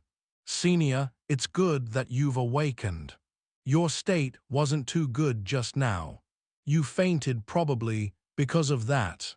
The laboratory has detected that you lost conscious and removed your temporary privileges, cut off the power, and ceased operations of the life support system. See if your privileges have been restored already." The age. Xie Junping used 5 seconds to fully digest the information Luo Nan conveyed to him. He shuddered violently on the spot, awakening to be clear-headed at last. He was unable to bring himself to ask how he had come to faint when all was said and done. He immediately lit up his wristband and addressed the issue with his privileges. A bang rang out approximately 3 seconds later. Xie Junping had kicked away the chair that was to his side. Then he shouted, "It says I need to reapply. How the hell do I get signal here?" Chapter 29, Observation Platform Part. Forget it, he never should have had any expectations for this system. Luo Nan then felt that his recent action of hiding away the interface was quite foolish. Fortunately, it was better to act later than never, like mending the pen after the sheep were lost. He then sighed a breath and tapped the control console, lighting up the enormous screen in front of him once more. The radiating light of the enormous screen drew out Luo Nan's shadow. It also made Xie Junping's chin crash to the ground. "Junior Nan, you're a hacker." Since Luo Nan didn't know how to explain, he just simply didn't say anything. On the other hand, Xie Junping became excited in an instant. Good. It's said that this system has been strengthened by Quantum Corporation. Junior Nan, you're able to use it. Wasn't this fellow's mood a bit too strange? Luo Nan still remembered that he had pretty much forced Xie Junping to go unconscious. Before Xie Junping passed out, he wailed at Luo Nan to spare his life. But the current circumstances had Xie Junping lose all terror of Luo Nan in his heart, and even his fear of being in dire straits had been cut to the bare minimum. Could the scare have caused him to lose his memories? Or could it be that slaying the burning wraith would really have instantaneous effects? Luo Nan's brief reflection yielded no results, and he placed this matter to the side.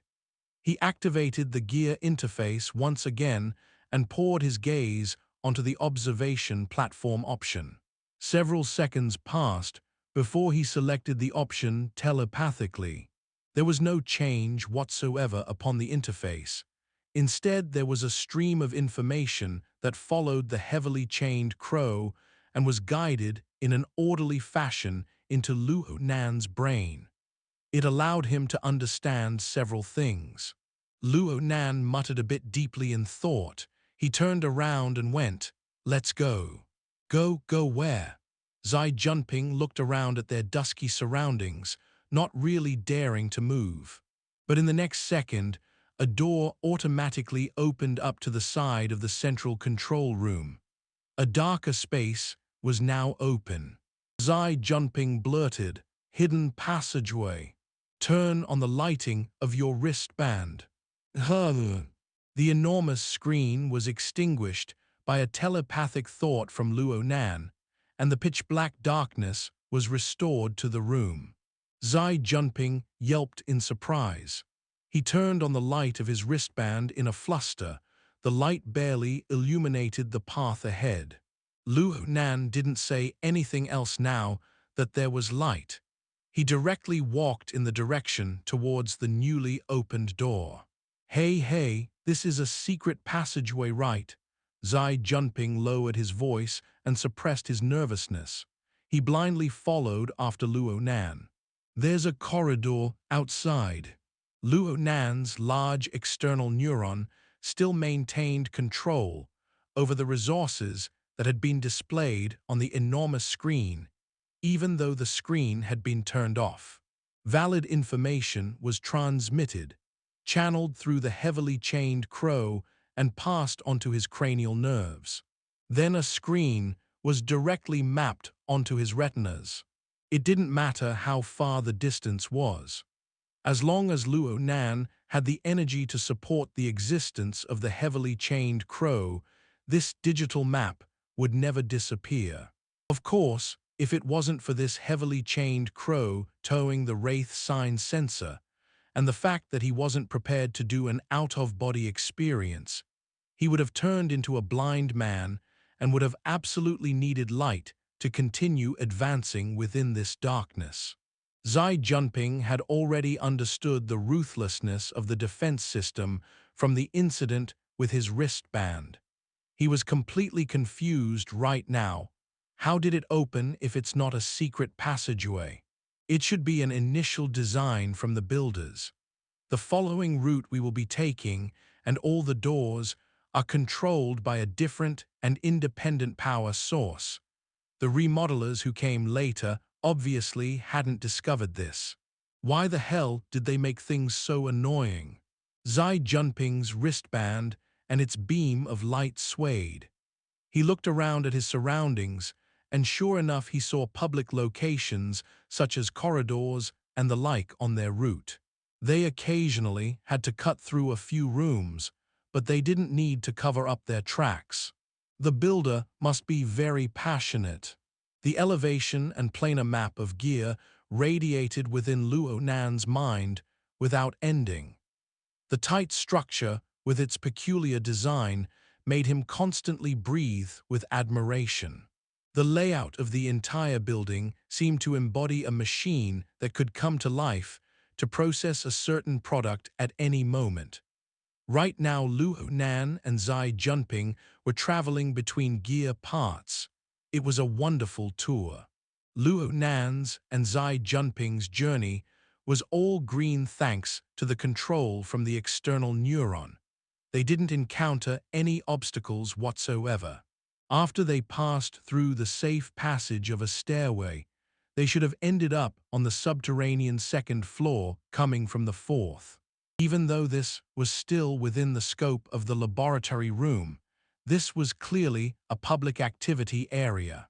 They swept a beam of light to illuminate the area and even saw leisurely items such as a counter, a sofa, and etc. How marvelous! Xie Junping had completely stifled his conjectures pertaining to secret passageways, but he gave his respect towards the builder's peculiar tastes once more. Regardless of how to describe it, Xie Junping's state of mind grew more and more relaxed from encountering this marvel within their dark journey. He even had the courage to act as the lantern holder, taking the initiative to go to the front and light their way. Whether or not he had the courage to enter any secret passageways they may encounter, well, that was a topic worth discussing. Hey, which way do we go in front? Xie Junping's illuminating beam of light swept to a wall. Following the wall would lead them in a huge arc of a wheel to return back to the resting area.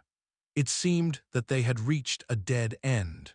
Without waiting for Luo Nan to respond, the beam of light suddenly swept onto a signboard. It then stayed fixed on there. Xie Junping stepped fixed in place. He slapped his thigh fiercely. I know where we are. Luo Nan looked over, following the beam of light. What was on the signboard seemed to be drawn by hand. An underwater view emerged before his eyes. Swimming fish played between the kelp. They appeared quite lively under the slight sway of the light. Where is this place? Sandbar Aqueduct. It's a famous scenic spot of gear. From here. Xie Junping swept his light onto a closed door. If we go inside here and keep going until we reach Withered Tree Sandbar, which had been made into a constructed underwater corridor, and we pass through half a marsh and a small lake. Then we will be close to accessing a good place with the underwater ecology of the wetlands. After a simple introduction, Xie Junping began to sell gossip once more. Rumor has it that the underwater corridor existed even before the construction of Xie. Only some people were accused of destroying the ecology there, nearly causing the construction people to drop their pants from the cost. They let the Order Club have it for cheap, and the Order Club connected the corridor when they constructed Xie. Of course, the Order Club has to pay quite a hefty sum in taxes each year. Luo Nan found the most crucial piece of information from Xie Junping's series of nonsense. You said that it's a sandbar. Yep, it's a very famous place. It's said that it's the best place to see the full view of the building Xie. Luo Nan secretly lowered his head. Was this the reason why it was named Observation Platform? It was at this very moment that Xie Junping finally came to. He excitedly patted Luo Nan on the shoulder with ferocity. Junior Nan, doesn't this mean we've escaped the trap? All we got to do is get to the sandbar and get some mother of asterisk seeking signal. Xie Junping cursed obscenities yet again. Luo Nan was completely lost. What's wrong this time? I don't think things are good. Luo Nan was unable to see Xie Junping's expression clearly, but Xie Junping's voice was a bit panicky. I remember that the water level of the wetlands has rose over the past few years. The sandbar has already been completely submerged. There's only the crooked neck of a withered tree still extending out from the water. The Order Club can't have sealed that exit up right. Luo Nan took some time to confirm their route, and he verified that things really were as Xie Junping described. They needed to pass through the underwater corridor. There were no anomalies as of yet. We'll know once we get there. Luo Nan directly opened the underwater corridor's entrance, and the slight fishy smell of water vapor assaulted their faces. This was probably the result of years of saturation. Xie Junping casted his beam of light perfectly straight, but he was unable to illuminate to the very end. This long corridor was just like the other structures in the building. Its arc was clearly shown. Chapter 29, Observation Platform, Part 2-2. Two people walked shoulder to shoulder down the long corridor. This place was extremely dark and silent, just like before. But this effect was completely different than the deathly stillness of the laboratory room. It was dark within the long corridor, but turbid and muddled ripples of water waves could be seen. The water refracted a bit of the sky's light in a negligible manner. The scene was extraordinary and lively. There were even slight echoes coming from all sides of the glass walls. Underwater life forms were affected by their light, crashing into the glass walls one after another. The more quiet the surroundings, the more resounding the noise. Luo Nan couldn't hold back his curiosity. At one time, he aimed his light into the water and illuminated an alligator head-on. Xie Junping ducked instinctively when he saw the sinister skull crash into the glass wall, but something else crashed fiercely into a wall on a different side. The collisions nearly made him cry. He was much more well-behaved from this point on. In any event, they all had to follow the centerline of the underwater corridor. He even took the initiative to lower the brightness of his light to the lowest. Finally, they made it to the end of the corridor without fear nor danger. There was clearly a sharp bend over here. Xie Junping walked to the corner, trembling with fear. His wristband illuminated a cross, and a thick metal door entered his eyes. He saw a series of steel bars locking the gate from top to bottom. He didn't feel that good anymore. Xie Junping threw himself all over the door for quite some time. In the end, He gave the door 3 ferocious kicks, only causing muffled bangs to ring out. It was evident that the other side was already crammed with water, dirt, and silt.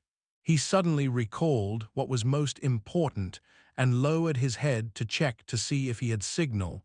"Looks likes I have a bit. We should be 1 or 2 meters from the surface from here." There was a problem.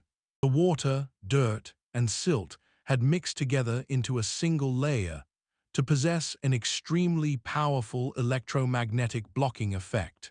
The capabilities of Xie Junping's wristband were considered relatively strong, but it was still very difficult for him to receive a distinct signal. Xie Junping tried in torment until his brow was beaded with sweat. On the other hand, Luo Nan changed his gaze to a different location within the underground corridor. He fumbled around as the digital map, which was illuminated on his retinas, seemed to blend onto the inner wall. Luo Nan's actions were far too eye-catching. Xie Junping, who had failed time and again, also had his interest drawn over. He copied Luo Nan and lightly tapped on various places of the inner wall, but he was unable to tell why Luo Nan was doing such a thing from the produced sound. "There hasn't been a single hidden door on our entire journey. There shouldn't be an exception here. Each of those building designs are filled with arrogance." Xie Junping spoke in a very opinionated manner. Well, actually, Luo Nan's digital map also led to the closed metal door and ended there with no other guidance. Luo Nan had tried to remotely control this door, but this door was clearly a dumb, purely physical, and isolated device. It was completely immune to all the advanced digital control technology that was out there. But he had yet to give up. This was because there was something that he was completely unable to make sense of. Why were none of the system modules of the laboratory that were mapped onto the external neuron's interface unable to have a response, save for this observation platform function of gear? Why did just this appear so distinctly?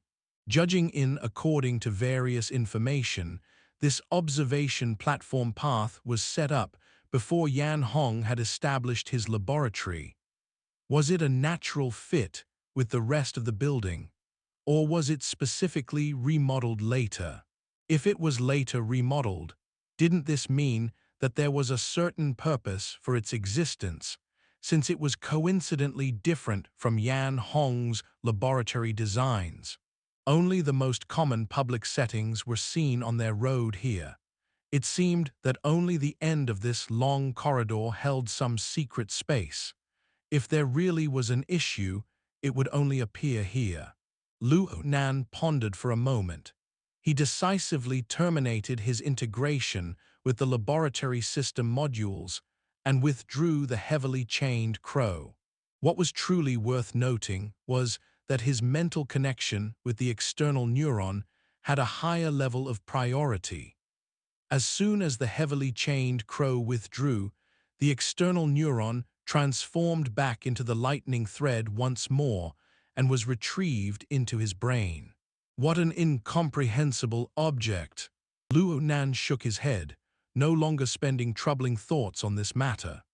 Instead, he ordered the heavily chained crow to drive the wraith sign to scan this entire area in one fell sweep. All physical partitions were absolutely meaningless to the heavily chained crow and the wraith sign. "Got it." Luo Nan suddenly raised his head and looked at a metal plate in the upper direction. Tempered glass made up of 95% of the materials of this long corridor. The exception were metal plates fixed on the two ends. No one wouldn't notice them normally. But when the heavily chained crow swept across, it was able to see a material in a certain upper location, clearly and completely different than the metal plates and tempered glass. "Hey, what are you looking at?" Xie Junping noticed that Luo Nan was acting bizarre. He also raised his head to look, but was unable to discover anything. Luo Nan ignored Xie Junping. He just estimated the height and angle seriously. He should be able to reach it. Make room. Luo Nan waved Xie Junping to the side and backed up 2 steps. With a running start, he heavily stepped onto the metal door, borrowed its force to make another jump, twisted his body half a turn simultaneously, and reached up with his hands.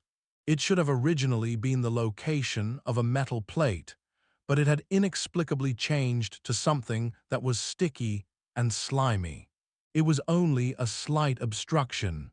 As soon as Luo Nan's hands broke through, Luo Nan's hand immediately collided with the edge of the real metal plate. The collision was a bit painful, but Luo Nan's reactions were quite fast. He gripped on tight, and his body twisted for a moment. He exerted force from his back and performed a pull-up, his body shooting upwards. From Xie Junping's perspective, half of Luo Nan's body entered the metal plate. Then a pair of legs shook back and forth, and Luo Nan's figure could no longer be seen. OD*MN, a camouflage film. Xie Junping's family had some business dealings with the military. He had shouted out the name of a top-of-the-line product in a single breath. This was yet another glimmer of hope. It was really worth celebrating. However, there was a problem. It seemed this was a highly difficult vertical jump and climb. My body couldn't possibly do this. This blockading ordeal had Xie Junping waste at least 10 minutes before getting through with great difficulty, even with Luo Nan's help. And when Xie Junping had truly accessed the overhead space, he couldn't help but curse out. My God, so there was a secret passageway waiting here all along. Indeed, this was a narrow tunnel with a height and width not even reaching a meter each. They needed to get on their knees and crawl in order to pass through. It was completely different from the route they had up until this point. Don't you agree that this is due to the arrogance of the designer? This should have been opened up later on, the front's different. Luo Nan had already performed some reconnaissance while Xie Junping was wasting time. He led the way crawling over. Soon, a completely different style was revealed. At the lateral end of the narrow tunnel was a sudden reversal in structure. It had turned into a vertical space. Although it wasn't very spacious, it was still able to hold 2 people with enough to spare. The most important thing was that it was much more comfortable. A stone flight of stairs with a wooden grain stile spiraled up under the illumination of light. Even though they had light, they were unable to see to the very end. With a feel, they could tell that their surroundings were extremely moist, yet very clean. The 2 people ascended the stairs, and Xie Junping felt the inner wall with curiosity. It seems to be tree bark. Hey, looking at this position, could it be that we're inside the withered tree of the sandbar? Maybe, Luo Nan responded. The trunk should be padded with some bionic material. It appears to be close to rotting, but it's in fact extremely resilient. Wow, this is a treehouse. The iconic tree of withered tree sandbar is a treehouse. Which year and which month was this major undertaking? F***CK, what's that? A shadow had suddenly rushed across Xie Junping's eyes, leaping directly to the base of the tree. Its body wasn't that big, but its speed was extremely fast. It was unknown which path it took, but a faint sound of water rang out. Then there was silence once more. That's a wrap for this installment. Thank you all for watching and supporting Lord of the Stories. If you enjoyed this tale, please hit the like button, share it, and subscribe for more amazing stories. You can also explore other series updated daily in our playlists. Have a fantastic day and see you in the next episode.